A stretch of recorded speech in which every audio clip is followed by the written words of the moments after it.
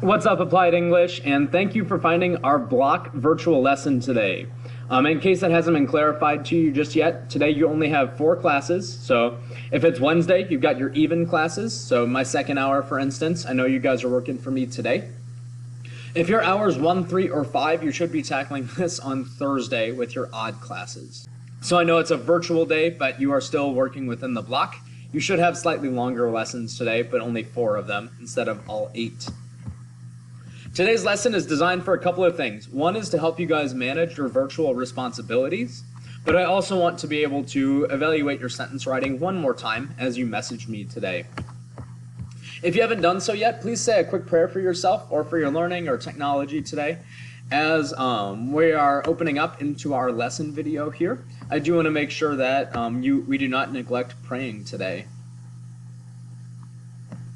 All right, I hope you had a moment to pause the video and say a quick prayer. Let's move forward with Message Mr. Hantak. Right now, you're watching our instructions video for the Message Mr. Hantak assignment. I'll walk you through that in just a moment. The purpose of this assignment is to help you finish out our first grading period strong here for 2 reasons. One, as I said just a moment ago, is this gives me a chance to evaluate your sentence writing one more time. I am going to treat this one as a 10-point summative assessment. As it is in our gradebook right now, our only summative in the gradebook is your corduroy quiz. Some of you did great on it, some of you did not do so great on it. So this gives maybe a way to balance that out just a little more so that those of you who struggled a little bit on parts of speech don't get punished in the gradebook. This gives you a chance to balance out your grade a little bit more.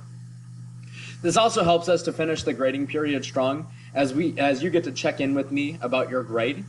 I did do quite a bit of grading for my applied English classes over these last couple of days. So now that gradebooks are up to date, it gives us a chance to check in with each other about missing assignments especially. We'll talk about homework and turning in missing work at the end of this video. For now, let's talk about messaging. Again, Message Mr. Hantak is the assignment. It says, please watch this directions video as you email me or message me. That's really what the assignment is your email or message to me in Microsoft Teams. Specifically, I want you to message me about your progress in our class. So I just want you to kind of check in with me and ask about how things are going grades-wise or skills-wise for you. Once again, this is a 10-point summative assessment. Please be sure that you are writing your message carefully, writing in clear and complete sentences, which I'll demonstrate for you in a little bit. Before I actually demonstrate for you how to email me or use Microsoft Teams, although some of you know those things already, just want to talk a little bit about messaging etiquette. Maybe this is something you've talked about in other classes, maybe not. I just want to make sure we've got a clear set of rules for sending messages virtually. In the professional world, there is an etiquette. Etiquette's a system of rules or manners that we follow regarding messaging, things like sending emails. I should say messaging your teachers is a great way to practice professional writing. It just gives you some real-world kind of writing assignments to work through. Besides writing with proper grammar, there's also a few things that you'll want to do specifically for messaging. One is using the correct format, the right parts for sending a formal message. That's especially true for emails. The other thing is using the correct tone, having the right attitude that comes off the page for the message you want to convey. Let's talk about the parts of a message first. Once again, this is more relevant for writing an email. We'll talk about Teams specifically in just a little bit. The first important part of an email message is called the subject line. That's what we see in this picture right here where it says subject lines matter. Notice that it gives you 2. So that allows you to write in an email address of someone you want to send a message to. I'll demonstrate this in Outlook in a little bit. CC would be if you want someone else to see a copy of your email. So like if you are emailing me and you wanted Mr. Kirsch or you wanted Mr. Lastly or someone to see it as well, you could CC them on there. Subject lines do matter, and that's where you get to kind of give an idea of what your message is about. After you enter the names and addresses of everyone you need to message, just write a few words about the topic of your message in the subject line. It gives me an idea in my email inbox about just the importance of your message and what your message is going to be about. One of the biggest no-nos with subject lines, do not write your entire email or message in the subject line. It makes your message very hard to read. It makes it very hard to respond to. Next part of writing an email, a formal message, is your salutation. So you're done writing your subject line. You should start your email or message by greeting the person you are messaging on its own line. This is especially true for emailing. In Microsoft Teams, you don't necessarily have to create this as a separate line, although it is a good idea to start with a salutation. You can be flexible with what words you use to start your greeting. This one says, "Dear Terry Smith," sounds very formal. It could just be a simple "Hello, Mr. Hantak," comma. That works just fine. It's also wise to briefly introduce yourself after your greeting if the person you're greeting doesn't know you very well. Obviously, I know you very well. The body of a message is the body of a message. Move down to the next line. Simply write your message in complete sentences. We have this example from Matt Becker to Lindsay, whoever Lindsay is, on this email right there. Just notice that it's written in complete sentences. That's really all I'm looking for from your message to me as well. Last part of a message, at least for an email specifically, is a closing. Once you're done writing your message, again in complete sentences, move down one more line, include some kind of friendly sign-off along with your name at the bottom. Again, you can be really flexible with what words you use to start your closing. I actually recommend finding one that you can use all the time that fits your style. You may have noticed in my messages on Schoology, I usually end with "in Christ" with a comma and then "Mr. Hantak." That's a fine closing. For me, it works for literally anything I have to send out to anyone. That might be a smart way to work through your own closings for email messages.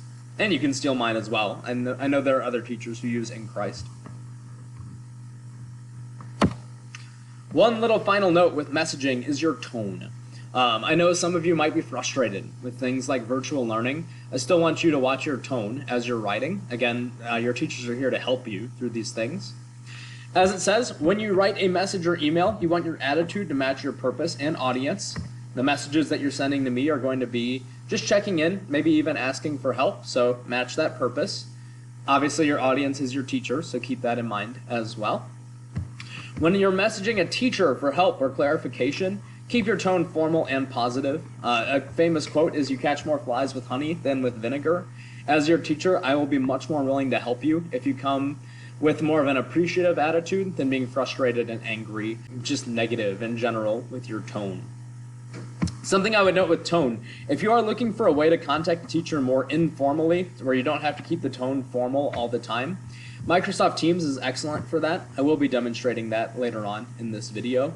Teams is more like an instant messenger, where a lot of that etiquette necessarily doesn't apply as much.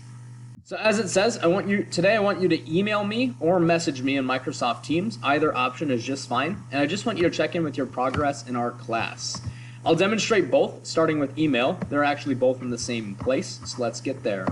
Your email and Microsoft Teams are in the same exact spot in Office 365. So we're going to go to the school email. We're going to go to the school webpage and click O365 under Current Families.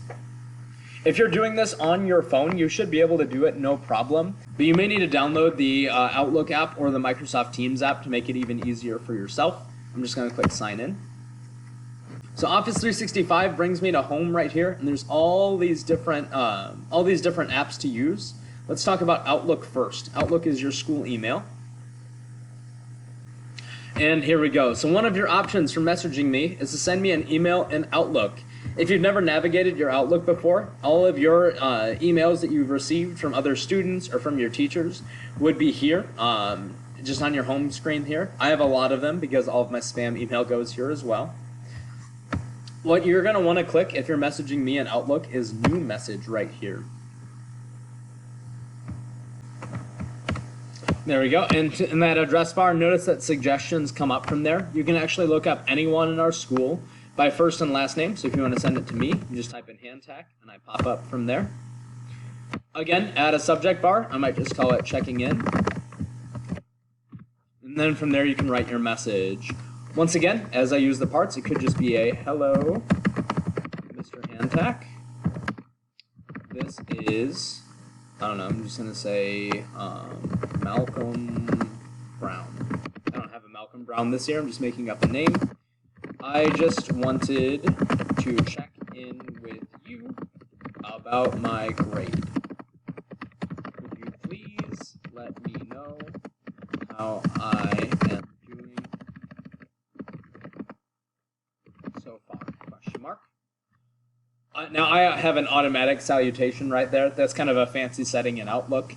If I'm Malcolm Brown, I probably have to actually type in Christ, comma, Malcolm Brown. But notice right there, it's in complete sentences. The tone is nice and positive, and I can click send. That's the entire assignment right there. As I respond to that, it gives me a chance to let you know how you're doing and what you can still complete. Just an idea there. That's one of your options, is to use Outlook. I'm not going to send this because it's to myself anyway. Your other option is Microsoft Teams. So let me demonstrate Teams. I'll click on my app launcher here. Teams is a little blue icon with a couple of people and a T. Perhaps you've used Teams for other classes already, but I just want to demonstrate this as an option. I know that I can't look myself up in Microsoft Teams, so I'll just use Mr. Hansen as an example up here. Again, you can search anyone by first or last name in the search bar. And notice here that my message bar looks different from emailing, so I don't have to include like a subject line. It might even look kind of weird if I use like a greeting line at the very top, so I might just write this in paragraph form. Hello, Mr. Hansen. This is Malcolm Brown. I just wanted to check in with you about my English grade. Could you please let me know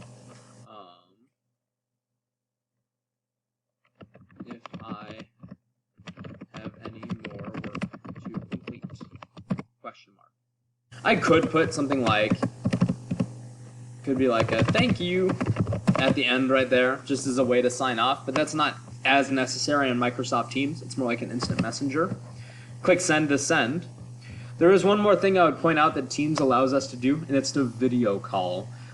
For those of you who are way behind, maybe you have several missing assignments, or maybe you are quarantined heading into this week, where there's some work that I might ask you to complete for me, I may actually ask for you, when I reply to you, to set up a video call with me at some point over these next couple of days, just so I can help you catch up on missing assignments. Again, this is an option for you. Please write incomplete sentences if you choose this way.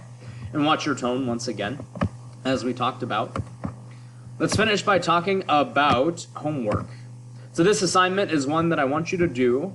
Notice I want you to complete this by the end of Friday. I know Friday is a day off of school, but I want to give you some flexibility on getting this done. Regarding other homework, our grading period is also coming to an end. So it's kind of unfortunate that we had a virtual week this week. I do want to give you a couple of extra days to get in missing work. You do have until the end of Sunday to submit any missing work or extra credit from the first grading period. So as I respond to you from your message, either in Outlook or in Teams, I will let you know if there's anything else you can do to improve your grade in Applied English, especially regarding missing work. One thing I would say is that we can continue to utilize Teams this weekend if you need my help. So let's say I reply to you and I say you need to complete these 2 missing assignments before Sunday in order to get them in on our grade report. Let's say you try them on your own, but you're stuck on one of them. You could still try to hit me up in Teams this weekend if you need my help. I should be pretty available throughout the weekend, although Saturday might be tricky. Sunday morning is tough because of church as well. So please know that you can use Teams, especially if you need my help catching up on anything, but I will let you know what you need to do in my reply to your message. Again, please message me at some point today, even by the end of Friday, so I can try to get back to you over the weekend and help you finish off this grade period strong.